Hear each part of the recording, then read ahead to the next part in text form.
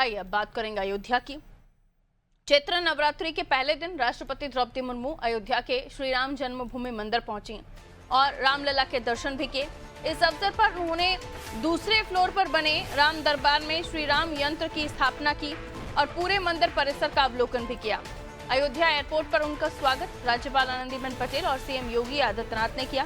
CM योगी ने राष्ट्रपति को मंदिर निर्माण से जुड़े कार्यों की जानकारी दी। उन्होंने कहा कि राम मंदिर केवल एक धार्मिक स्थल नहीं है, बल्कि ये भारत के राष्ट्र मंदिर का प्रतीक और राम राज्य की आधारशिला बन चुका है। उन्होंने ये भी कहा कि उन्होंने ये भी स्पष्ट किया है कि यही भारत की आस्था है, जिसे कभी अंधविश्वास कहकर अपमानित किया गया। राष्ट्रपति का ये अयोध्या का दूसरा दौरा है। इससे पहले वो 1 मई 2024 को हनुमानगढ़ी और राम मंदिर में दर्शन अर्चना के लिए आई थी। इस कार्यक्रम में हजारों श्रद्धालु शामिल हुए और उन्होंने श्री राम यंत्र स्थापना में भाग लेकर राम राज्य का अनुभव किया।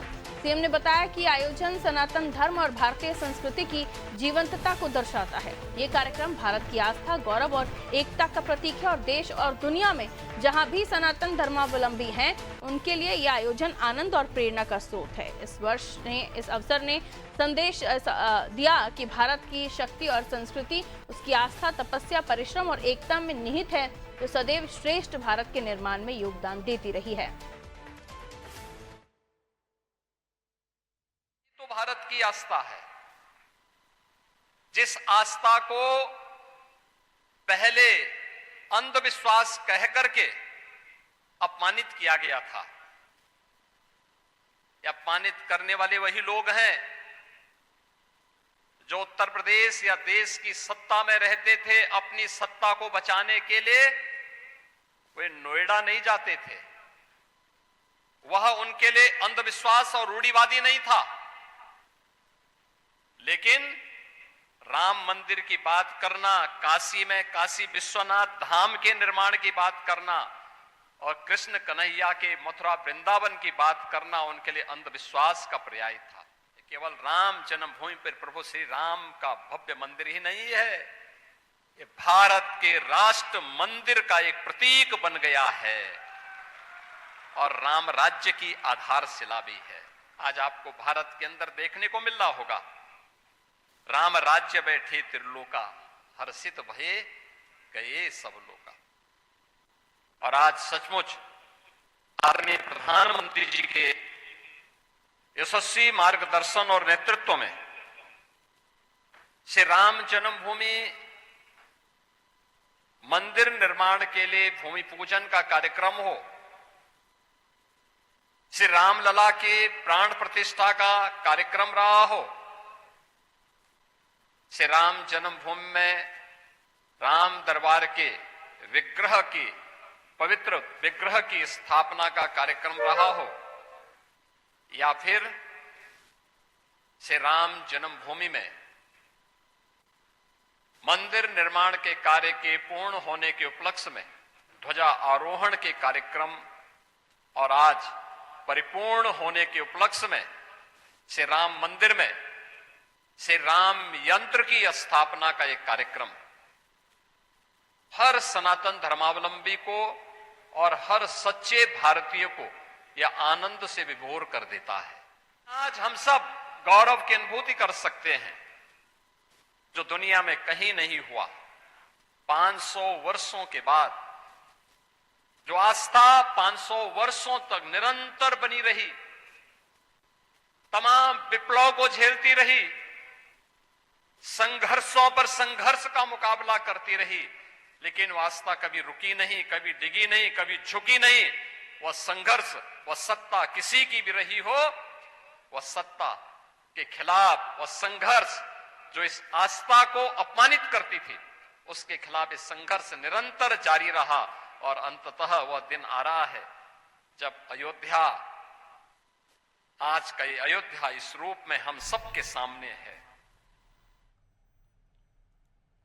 तो देखिए, राष्ट्रपति अयोध्या पहुंची और वहां पर हनुमानगढ़ी और राम मंदिर में दर्शन किया, उन्होंने पूजा अर्चना की और श्री राम यंत्र की स्थापना में भी उन्होंने भाग लेकर राम राज्य का अनुभव किया। क्या कुछ आज का कार्यक्रम रहा, आइए जया मेरे सहयोगी हमारे साथ जुड़ी हुई हैं। जया, आज खास कार्यक्रम रहा, नवरात्रि का पहला दिन और अयोध्या में पहुंची राष्ट्रपति द्रौपदी मुर्मू, जिन्होंने श्री राम यंत्र की स्थापना में अपनी भागीदारी दर्ज कराई। मुख्यमंत्री योगी आदित्यनाथ भी थे, क्या कुछ खास रहा?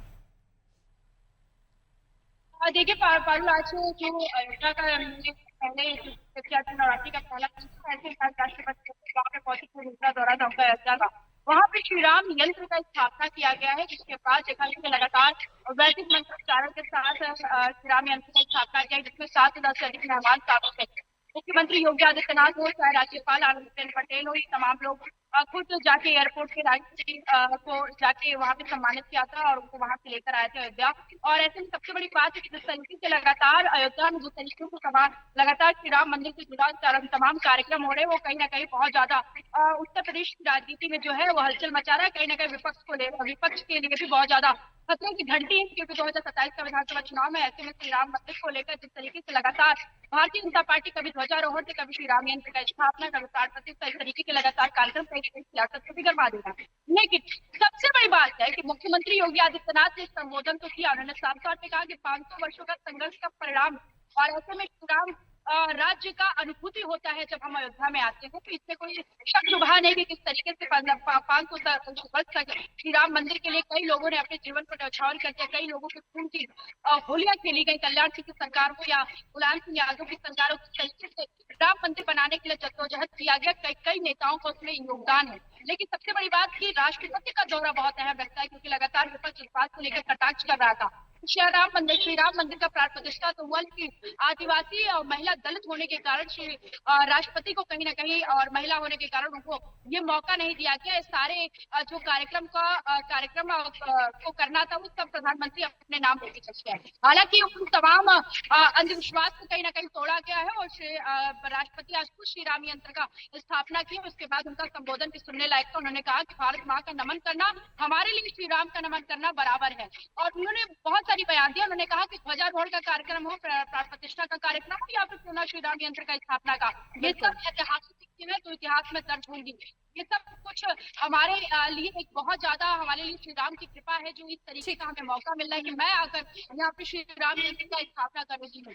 तो ये तमाम चीजें थी, और कहीं ना कहीं मैंने आस्था की जिस तरीके से लगातार अंधविश्वास को लेकर कई विपक्षी नेताओं के द्वारा, चाहे राहुल गांधी हो या कांग्रेस, वो भी है, क्योंकि ऐसा कोई कार्यक्रम हुआ नहीं जिस पर विपक्ष ने अपनी टिप्पणी की नहीं। बहुत बहुत शुक्रिया जया जानकारी के लिए। तो ऐसा कोई कार्यक्रम होता ही नहीं जिस पर विपक्ष की टिप्पणी ना आए, और ऐसा इसलिए भी कहा जाता है क्योंकि अच्छी चीज हो रही हो तब भी कोई ना कोई नेगेटिव कमेंट दिया जाता है विपक्ष की तरफ से, या फिर कोई ऐसी चीज जिस पर कोई दोष हो, वहां तो होता ही होता है।